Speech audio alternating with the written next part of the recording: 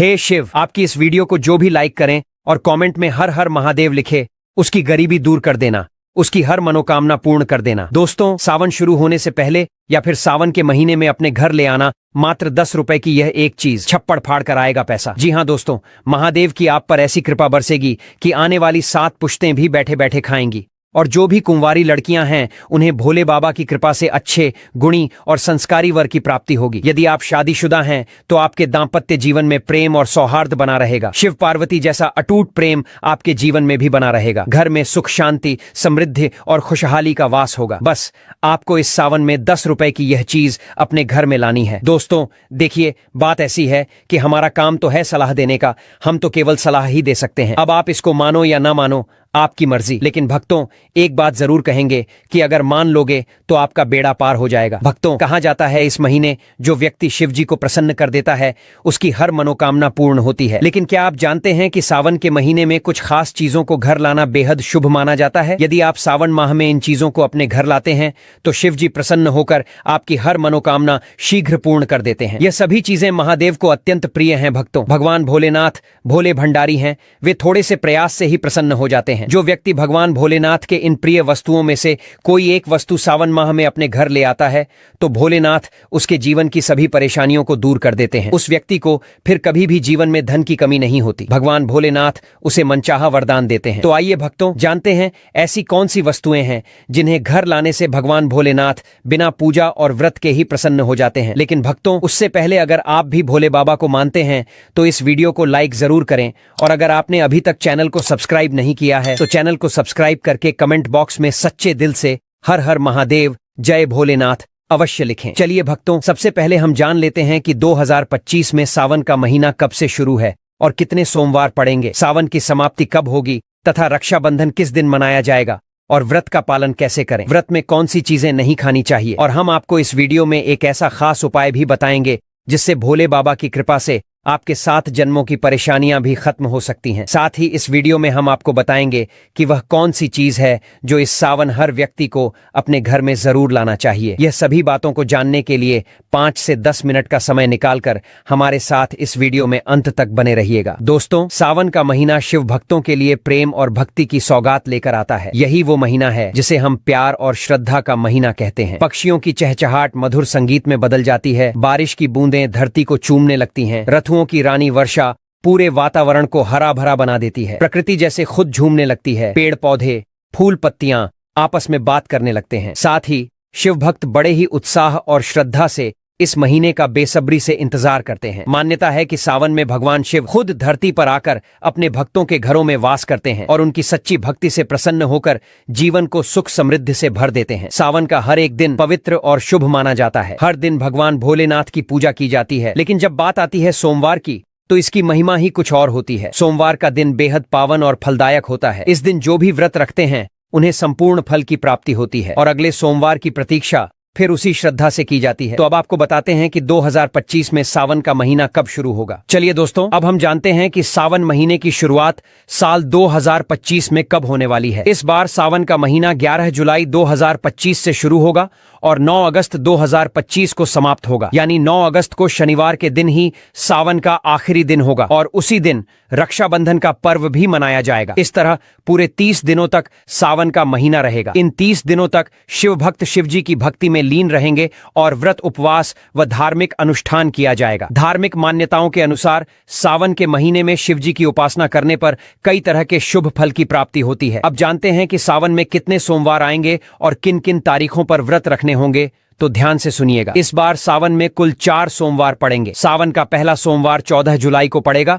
दूसरा सोमवार 21 जुलाई, तीसरा सोमवार 28 जुलाई और चौथा सोमवार 4 अगस्त 2025 को पड़ने जा रहा है। 9 अगस्त को शनिवार के दिन सावन का समापन भी हो जाएगा और रक्षाबंधन भी इसी दिन संपन्न होगा। भाई बहन का पवित्र त्योहार रक्षाबंधन, जो सावन में ही मनाया जाता है, इस साल 9 अगस्त को मनाया जाएगा। तो आइए दोस्तों, जानते हैं उन चीजों के बारे में जिन्हें आपको सावन में जरूर खरीद कर लाना है। सबसे पहले, जो लोग इस सावन महादेव को प्रसन्न करना चाहते हैं वो सुंदर सी इस वीडियो को लाइक करके चैनल को सब्सक्राइब कर लें और कमेंट में हर हर महादेव या ओम नमः शिवाय जरूर लिखें। तो आइए अब जानते हैं महादेव के प्रिय वस्तुओं के बारे में। भक्तों, सबसे पहली और सबसे महत्वपूर्ण चीज है गंगा जल। सावन में गंगा जल का घर में होना बहुत जरूरी है, क्योंकि बिना गंगा जल के पूजा अधूरी मानी जाती है। अगर आपके घर में पहले से गंगा जल रखा है तो बहुत उत्तम है, नहीं है तो तुरंत मंगवा लीजिए। कभी भी जब आप अभिषेक करना चाहें तो गंगा जल को थोड़ा सा सामान्य जल में मिलाकर भगवान शिव का अभिषेक कर सकते हैं। ये बहुत पुण्यदायक माना गया है। भक्तों, अब दूसरी चीज की बात करें। अगर आपके घर में भगवान शिव की कोई फोटो या प्रतिमा नहीं है तो आप उसे बाजार से या किसी मंदिर से जरूर ले आइए। मंदिर से ली गई प्रतिमा और भी पवित्र मानी जाती है। साथ ही एक छोटी सी शिवलिंग भी साथ में ले आइए। सावन के पूरे महीने में शिवलिंग का अभिषेक करना बहुत फलदायी माना गया है। अगर आपके पास दूध न हो तो केवल गंगा जल से भी अभिषेक किया जा सकता है। शिव जी बहुत ही सहजता से प्रसन्न हो जाते हैं। अब तीसरी जरूरी चीज है तांबे का लोटा। अगर आपके पास पहले से तांबे का लोटा है तो बहुत अच्छी बात है, अगर नहीं है तो अभी से खरीद लीजिए। इसे अच्छे से साफ करके तैयार रखिए। चाहे तो एक पीतल का लोटा भी ले सकते हैं, क्योंकि तांबे के लोटे से आप केवल जल अर्पण कर सकते हैं। अगर आप उसमें दूध या चीनी जैसी चीजें डालते हैं तो वह सही नहीं माना जाता। भगवान शिव के लिए चंदन या रोली जरूर खरीद लें। लाल चंदन भी ले सकते हैं। पूजा सामग्री की दुकान पर ये सारी चीजें मिल जाएंगी। भक्तों, अगली चीज है महामृत्युंजय यंत्र। अगर आप अपने घर से वास्तु दोष को दूर करना चाहते हैं तो सावन आने से पहले महामृत्युंजय यंत्र जरूर लाएं। आप चाहें तो इसे सावन के पहले सोमवार को भी ला सकते हैं। इसके बाद विधि पूर्वक भगवान शिव की पूजा करके इस यंत्र को घर में स्थापित करें। मान्यता है कि इससे न सिर्फ वास्तु दोष दूर होता है, बल्कि जीवन में आने वाली बड़ी बड़ी परेशानियां भी शांत हो जाती हैं। अगली चीज है चांदी के नंदी। अगर आप पैसों की कमी से परेशान हैं तो सावन शुरू होने से पहले चांदी से बने नंदी को घर लाएं। सावन के किसी सोमवार को नंदी को घर लाकर पूजा के बाद स्थापित करें। धार्मिक मान्यता है कि नंदी भगवान शिव के वाहन हैं और इन्हें घर में रखने से समृद्धि का मार्ग खुलता है। आप चाहें तो इस नंदी को अपनी तिजोरी या पूजा स्थान में भी रख सकते हैं। अब भक्तों, अगली चीज है पारद शिवलिंग। अगर आप चाहते हैं कि शिव जी की कृपा हमेशा बनी रहे तो सावन में अपने घर पारद शिवलिंग जरूर लाएं। सावन के किसी भी दिन इसे घर लाकर गंगा जल या कच्चे दूध से अभिषेक करें। मान्यता है कि पारद शिवलिंग की स्थापना से घर में सुख,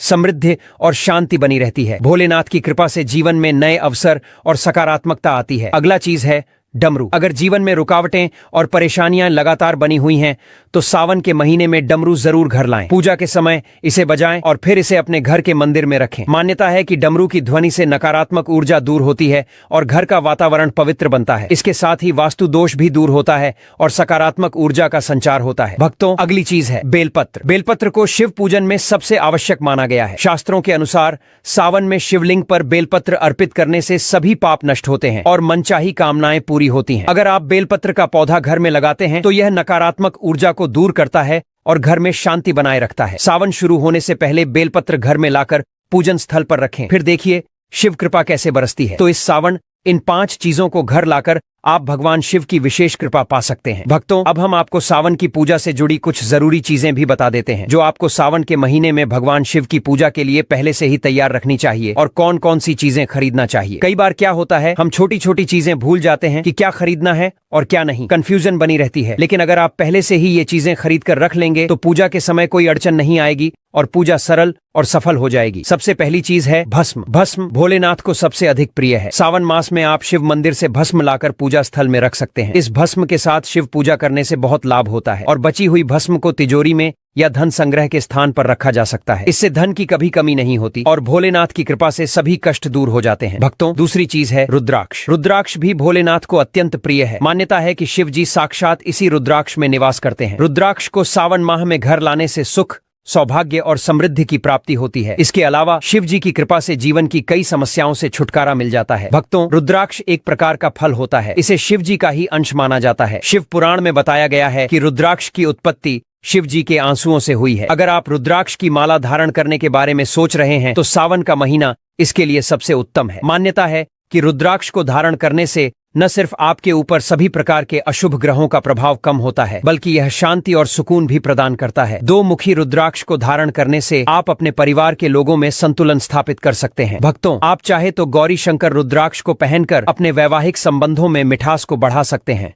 भक्तों, अगली वस्तु है गंगा जल। भोलेनाथ को जल एवं गंगा जल दोनों ही प्रिय होते हैं। यही वजह है कि शिवलिंग पर बस 1 लोटा जल चढ़ाने से ही शिव जी प्रसन्न हो जाते हैं। गंगा जल महादेव को अत्यधिक प्रिय है। गंगा जी को महादेव ने अपने सिर पर विराजमान किया हुआ है। ऐसे में यदि आप सावन के महीने में गंगा जल लाकर उसे शिव जी का अभिषेक करें तो आपको उनका आशीर्वाद जरूर प्राप्त होगा। भोलेनाथ आपके घर में धन की वर्षा कर देंगे। आपको कभी आर्थिक तंगी का सामना नहीं करना पड़ेगा। थोड़ा सा गंगा जल सावन के माह में अपने मंदिर में लाकर अवश्य ही रखना चाहिए। ऐसा करने से भोलेनाथ का आशीर्वाद सदा बना रहता है। अगली चीज है बेलपत्र। भक्तों, पौराणिक कथाओं में शिव पूजा में बेलपत्र के महत्व को बताया गया है। मान्यता है कि सावन मास में शिव जी को बेलपत्र अर्पित करने से हर मनोकामना पूर्ण होती है। लेकिन यदि सावन माह में बेलपत्र आसानी से ना मिले तो आप चांदी का बेलपत्र बनवाकर उसे घर ले आएं और फिर उसे शोध कर रोजाना शिव जी को अर्पित करें। सावन माह के बाद इसे अपने धन रखने के स्थान पर तिजोरी में रख दें। भक्तों, ऐसा करने से भगवान भोलेनाथ की कृपा से घर में सुख समृद्धि बनी रहती है और कार्य में आ रही रुकावटें दूर हो जाती हैं। अगली वस्तु है पारस शिवलिंग। पारस और शिव जी का एक खास संबंध माना जाता है। कहते हैं यदि सावन में पारस शिवलिंग को घर लाकर उसकी रोज पूजा की जाए और अभिषेक किया जाए तो आपके ऊपर से हर तरह के दोष समाप्त हो जाएंगे। यह भी मान्यता है कि जो भक्त पारस शिवलिंग की पूजा करता है, भगवान महाकाल उसकी स्वयं रक्षा करते हैं। यह शिवलिंग घर में सुख और शांति लाता है। इससे घर में कोई बीमारी नहीं रहती और धन धान्य में भी वृद्धि होती है। भक्तों, अगली चीज है त्रिशूल। त्रिशूल भगवान भोलेनाथ का अस्त्र है। यह हमेशा भगवान भोलेनाथ के साथ रहता है। भक्तों, त्रिशूल को बहुत पूजनीय माना जाता है क्योंकि यह 3 लोक और त्रिदेवों का प्रतीक माना जाता है। भगवान भोलेनाथ के साथ त्रिशूल का भी पूजन किया जाता है। त्रिशूल का पूजन करने से नकारात्मक ऊर्जा का नाश होता है और शत्रुओं से लड़ने की ताकत भी मिलती है। सावन माह में तांबा, पीतल या फिर चांदी का एक त्रिशूल लाएं, उसे पवित्र करें और भोलेनाथ को अर्पित कर उसका पूजन करें। फिर इस त्रिशूल को अपने घर में रखें या आप अपने घर के आंगन में लगा सकते हैं या फिर अपने घर की छत पर भी लगा सकते हैं। इस तरह त्रिशूल रखने से भोलेनाथ की कृपा से घर में नकारात्मक ऊर्जा जो होती है वह नष्ट हो जाती है। घर में बुरी शक्तियों का प्रभाव कम हो जाता है। साथ ही शत्रुओं से लड़ने की भी शक्ति मिलती है। भक्तों, आप चाहे तो त्रिशूल का लॉकेट लाकर उसे भोलेनाथ को अर्पित करें और फिर उसे धारण करें। ऐसा करने से बुरी शक्ति और नकारात्मक शक्तियों से यह लॉकेट आपकी रक्षा करेगा। आपको किसी की बुरी नजर नहीं लगेगी, साथ ही शत्रुओं से लड़ने की भी शक्ति मिलेगी। भक्तों, अगली चीज है डमरू। शिव जी का डमरू और उसकी आवाज दोनों ही हिंदू धर्म में बेहद महत्वपूर्ण माने गए हैं। पौराणिक कथाओं के अनुसार डमरू की ध्वनि से बुरी शक्तियों को तबाह किया जा सकता है और घर में मौजूद बुरी शक्तियों का नाश करना हो तो सावन के पवित्र महीने में घर में डमरू अवश्य ले आएं। भोलेनाथ को अर्पित किए हुए इस डमरू को रोजाना संध्या काल पूजन के समय अवश्य बजाएं। ऐसा करने से घर में मौजूद नकारात्मक शक्तियां जो होती हैं उनका नाश हो जाएगा। अगर किसी बच्चे को डर लगता है तो आप इस डमरू को उस बच्चे के कमरे में भी रख सकते हैं। भक्तों, ऐसा करने से बच्चे को किसी प्रकार का भय नहीं रहेगा। भक्तों, अगली चीज है नाग। भगवान शिव के गले में नाग देवता विराजमान होते हैं। यही कारण है कि हिंदू धर्म में नागों की पूजा का अत्यधिक महत्व है। चांदी या तांबे के नाग सावन के महीने में घर ले आएं और इसे घर के मुख्य द्वार के आसपास रख दें। भक्तों, आप घर के अंदर भी मुख्य द्वार के पास इसे रख सकते हैं। यदि आपको चोरी होने का डर है तो आप इसे छुपाकर रख सकते हैं और रखने से पहले आप इसे पवित्र कर इनका पूजन अवश्य करें। यह नाग देवता घर में आने वाली बुराई को मुख्य द्वार से ही वापस लौटा देंगे। अगर आप दोष या कालसर्प दोष से पीड़ित हैं तो सावन माह से पहले या फिर सावन माह के पहले दिन, सावन माह के आखिरी दिन आप एक नाग नागिन का जोड़ा लेकर अपने घर आएं। आपको चांदी के नाग नागिन का जोड़ा लाना है और इसे पवित्र कर भोलेनाथ के पास अपने मंदिर में रखें और भोलेनाथ का पूजन करने के पश्चात रोजाना आप नाग नागिन पर हल्दी, कुमकुम और अक्षत पुष्प चढ़ाकर इनका पूजन करें। पूरे सावन माह में आपको इनका पूजन करना है और सावन माह के आखिरी दिन, श्रावण पूर्णिमा के दिन, इस नाग नागिन के जोड़े को आप भगवान भोलेनाथ के शिवलिंग पर रखें। शिवलिंग पर रखने से पहले शिवलिंग पर पंचामृत से अभिषेक करें और फिर नाग नागिन के जोड़े को शिवलिंग पर रख दें और भोलेनाथ से दोष और कालसर्प दोष दूर करने की प्रार्थना करें। भक्तों, ऐसा करने से भोलेनाथ की कृपा से पितृदोष और कालसर्प दोष तुरंत ही दूर हो जाता है। मित्रों, यह सभी चीजें भगवान भोलेनाथ को अत्यधिक प्रिय हैं। भगवान भोलेनाथ की कृपा प्राप्त करने के लिए सावन माह शुरू होने से पहले या फिर सावन माह में आप इन वस्तुओं को अपने घर अवश्य लाएं। भक्तों, भगवान शिव को धतूरा अति प्रिय है, इसलिए इसका प्रयोग उनकी पूजा में किया जाता है। मान्यता है कि ऐसा करने से व्यक्ति भयमुक्त होता है और उसके जीवन में समस्याओं का निवारण शीघ्र हो जाता है। सावन के महीने में आप घर के बाहर धतूरे का पौधा लगा सकते हैं। भक्तों, श्रावण मास को लेकर शिव पुराण में यह कथा बताई गई है कि सावन के महीने में ही समुद्र मंथन हुआ था। इसी महीने में भगवान शिव ने मंथन से निकले हलाहल विष को अपने कंठ में धारण किया था और इस वजह से उनका कंठ नीला हो गया था। भगवान शिव का एक नाम नीलकंठ होने के पीछे यही वजह है। इसी प्रकार से आज के युग में भी अगर कहीं किसी स्थान पर बुरी शक्तियों का अत्याचार बढ़ जाता है तो भगवान शिव किसी न किसी रूप में वहां आकर बुरी शक्तियों का नाश करते हैं। दोस्तों, शास्त्रों के अनुसार माना जाता है कि एक त्रिशूल अगर किसी मंदिर में भेंट किया जाए या अपने हाथों से खुद लगाया जाए तो ऐसे व्यक्ति को जन्मों जन्मों तक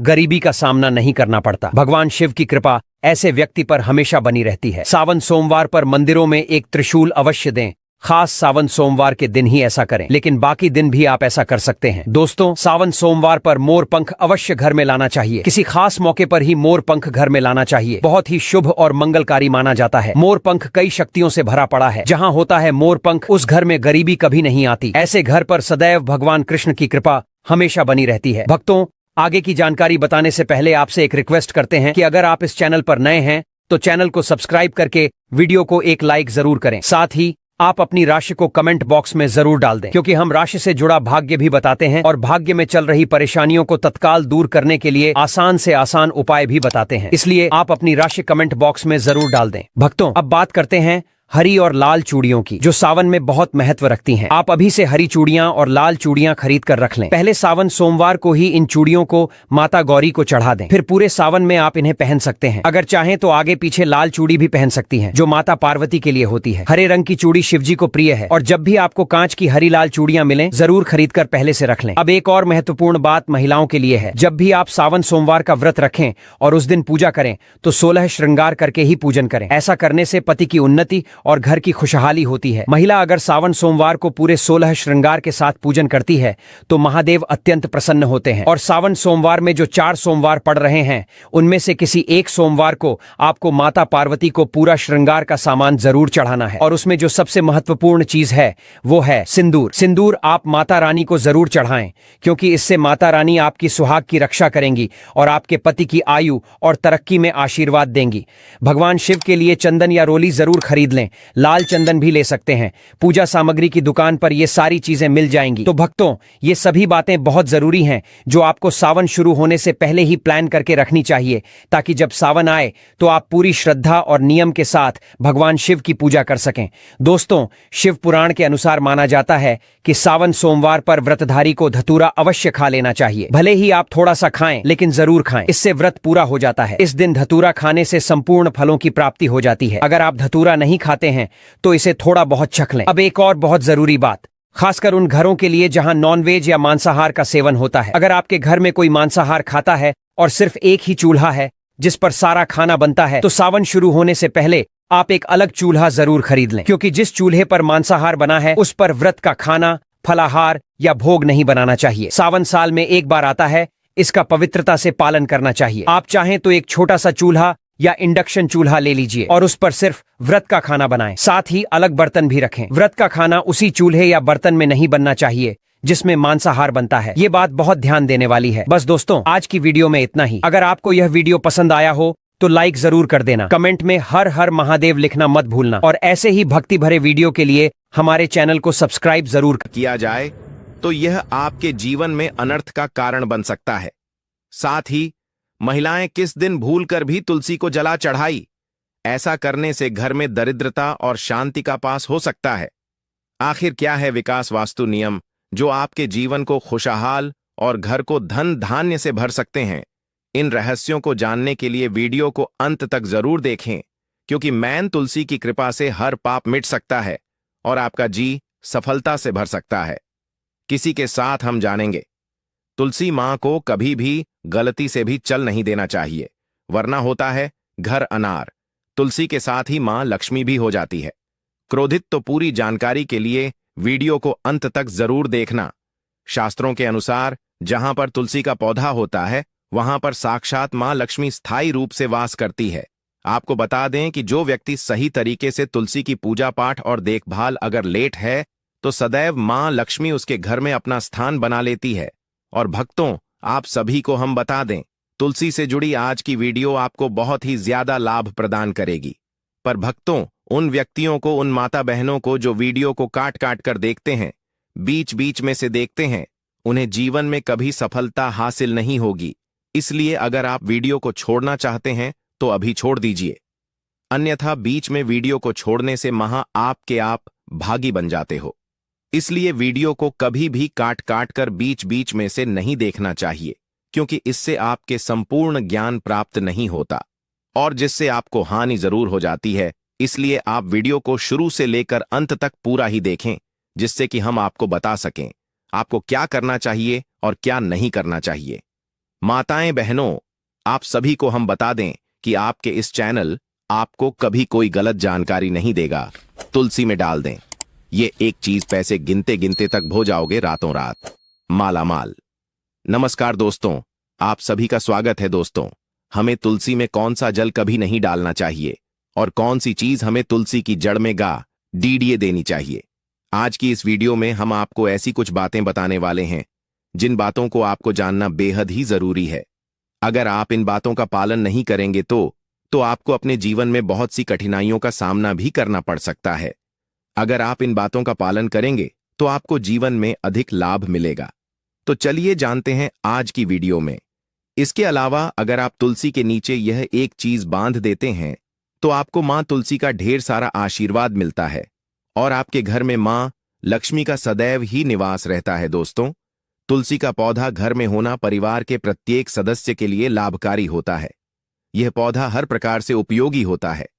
पुराणों के अनुसार तुलसी में देवी लक्ष्मी का वास होता है और नियमित रूप से इस पौधे की पूजा करने से लाभ भी अवश्य मिलता है। लेकिन यदि आप तुलसी को घर में रखने के साथ ही उसके नीचे यह एक चीज बांध देते हैं तो आपको तुलसी लगाने का कई गुना अधिक फल प्राप्त होता है, क्योंकि इस एक चीज के बिना तुलसी अधूरी मानी जाती है। यह चीज उसी को संपूर्ण बनती है, इसीलिए शास्त्रों में इसका सबसे अधिक महत्व बताया गया है। दोस्तों, भारत में ही नहीं बल्कि संसार के अधिकतर देशों में तुलसी को बहुत ही गुणकारी पौधा माना गया है। इस पौधे में अनेक औषधीय गुण होने के साथ ही इसका आध्यात्मिक तौर पर भी बहुत महत्व बताया गया है। प्रत्येक धार्मिक अनुष्ठान हो अथवा कोई यज्ञ हो, उसमें तुलसी का प्रयोग अवश्य किया जाता है। विष्णु पुराण में तुलसी को भगवान विष्णु की पत्नी कहा गया है। इसी कारण से तुलसी जगत जननी है। तुलसी को समस्त देवी देवताओं से वरदान प्राप्त है, जिससे तुलसी के पात्र को अमृत के गुण से युक्त कहा गया है। जिस स्थान पर तुलसी का पौधा होता है वह स्थान पर ब्रह्मा, विष्णु और महेश ज्ञानी की त्रिदेव का निवास होता है और तुलसी की पूजा करने से सभी बात उसी प्रकार से नष्ट हो जाते हैं जैसे सूर्य के उदय होने पर रात्रि का अंधकार नष्ट हो जाता है। शास्त्रों के अनुसार जिन घरों में तुलसी का पौधा सदैव भी हरा भरा रहता है उसे घर में सुख, शांति और समृद्धि बनी रहती है। भगवान विष्णु की पूजा में और उन्हें चढ़ाए जाने वाले भोग में तुलसी के पत्र आवश्यक होने चाहिए, क्योंकि तुलसी पत्र के बिना भगवान विष्णु किसी भी प्रकार का भोग स्वीकार नहीं करते हैं। इसीलिए प्रत्येक घर में तुलसी का पौधा अवश्य होना चाहिए। अगर आपके घर में तुलसी है तो सुख, शांति और समृद्धि के लिए तुलसी मां को चुनरी अवश्य चढ़ाने चाहिए। अक्सर लोग घर में तुलसी का पौधा तो लगा देते हैं, लेकिन उनसे यह गलती हो जाती है कि वह तुलसी मां को चुनरी नहीं चढ़ाते हैं, जिसके कारण उन्हें तुलसी लगाने का शुभ फल प्राप्त नहीं हो पाता है। हमेशा ध्यान रहे कि तुलसी का पौधा चुनरी के बिना अधूरा होता है। तुलसी केवल एक पौधा नहीं है, बल्कि वह देवी है, विष्णु पत्नी है। उन्हें हम अपनी माता मानते हैं, इसीलिए तुलसी को चुनरी अवश्य ही चढ़ाने चाहिए। इससे पति पत्नी में प्रेम और विश्वास बढ़ता है। घर में रहने वाली महिलाएं श्रद्धा, सुहागन और सौभाग्यशाली रहती हैं। लेकिन तुलसी को चुनरी चढ़ाते समय आपको यह बात ध्यान में रखनी चाहिए कि आप तुलसी को लाल रंग की चुनरी न चढ़ाएं। लाल रंग का संबंध मंगल ग्रह से होता है और बुध ग्रह तुलसी से संबंधित होता है। मंगल और बुध ग्रह मित्र नहीं है, भूत के अनुकूल शुक्र ग्रह और शनि है। इसीलिए तुलसी पर लाल चुनरी कभी नहीं